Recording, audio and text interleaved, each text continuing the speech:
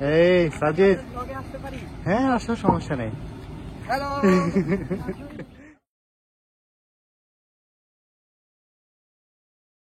আমাদের ইউনিভার্সিটির ক্যাম্পাস হলো টোটাল 2টা।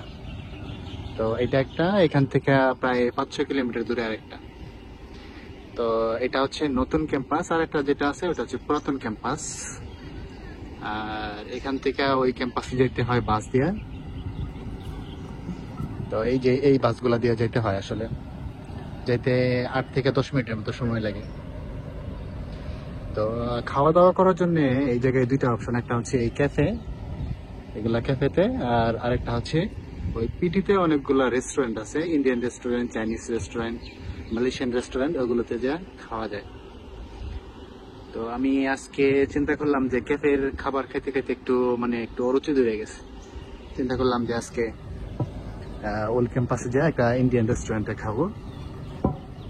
তো সেই জন্য আর কি বের হয়েছি। এখন প্রায় 6টার মতো বাজে। তো 6টার বাস ধরে আমি পিটিতে যাব, তারপরে জায়গাতে যা খাওয়া দাওয়া করবো। এরা বাংলাদেশি স্টুডেন্ট।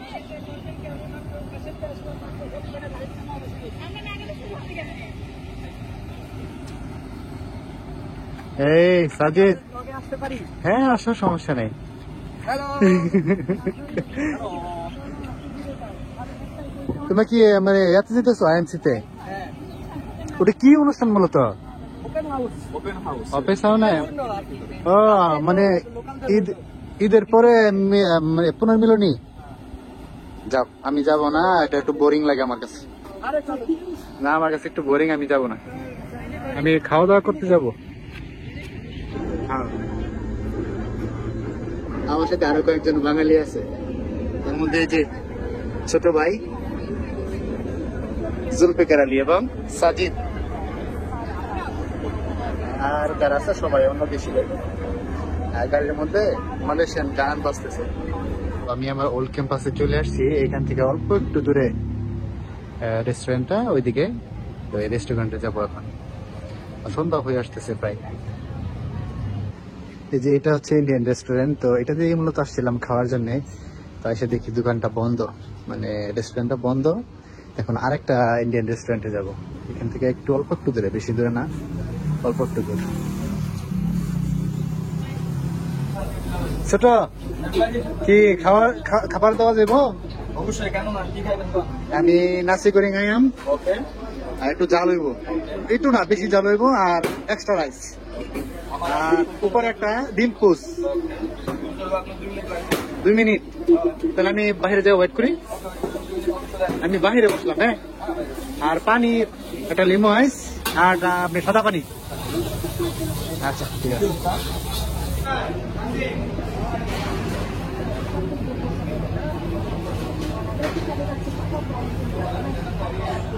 এই রেস্টুরেন্টে আসতে আসতে রাত হয়ে গেছে।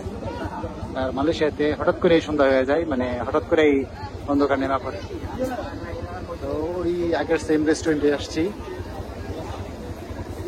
তো এসে খাবার অর্ডার দিলাম আগের মতোই। তো খাবারও চলে আসছে। এটা হচ্ছে আমার আজকে রাতের খাবার, নাম নাসি গোরিং আয়াম।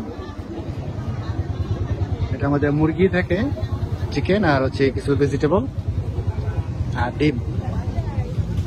ড্রিঙ্কস হচ্ছে একটা লেমু আইস, মানে লেবুর শরবত, আর এটা হচ্ছে পানি। এই আজকে রাতের খাবার আমার। ও আরেকটা জিনিস, সেটা হচ্ছে এই যে ডিম পোস। এই জিনিসটা আমি আগে খেতে পারতাম না, এখন মোটামুটি ভালোই লাগে এটা খেতে। তো এটা আমি আবার খাওয়া শুরু করছি। যিনি রান্না করে দিচ্ছে উনি আবার জিজ্ঞেস করতে আসছে যে রান্নাটা কেমন হয়েছে। রান্না খুব ভালো হয়েছে। আমি একটু টেস্ট করে দেখলাম, আগের মতোই, এবং আগের সাথে মনে হয় একটু ভালো, জাল একটু বেশি হয়েছে, সবকিছু ঠিকঠাকই আছে। তো ছোট, আচ্ছা, আমাদেরকে এরকম খাওয়ানোর জন্য তোমার অনেক অনেক ধন্যবাদ। অনেক কাস্টমার ভিতরে বসে, আবার কিছু কিছু কাস্টমার আপনি বাহিরেও বসে। বাহিরে ওরকম চেয়ার টেবিল দেওয়া আছে, এই জায়গাতেও বসে। এই রেস্টুরেন্টে এসে খাওয়ার একটা বিশেষ কারণ আছে। কারণটা হচ্ছে এই দোকানে যে রান্না করে, এই রেস্টুরেন্টে যে রান্না করে উনি বাঙালি। তো ওরে বললে মোটামুটি জাল দেয় খাবারের মধ্যে।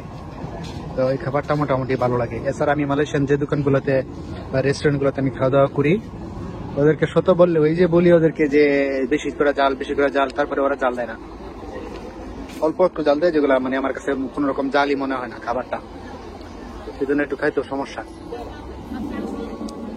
তো আবার ছোটরা বললে ও আবার অনেক বেশি করে জাল দেয়, মোটামুটি আমার মানে বাংলাদেশের মতো করে জাল দেয়, তো এরকম করে খাওয়া যায়।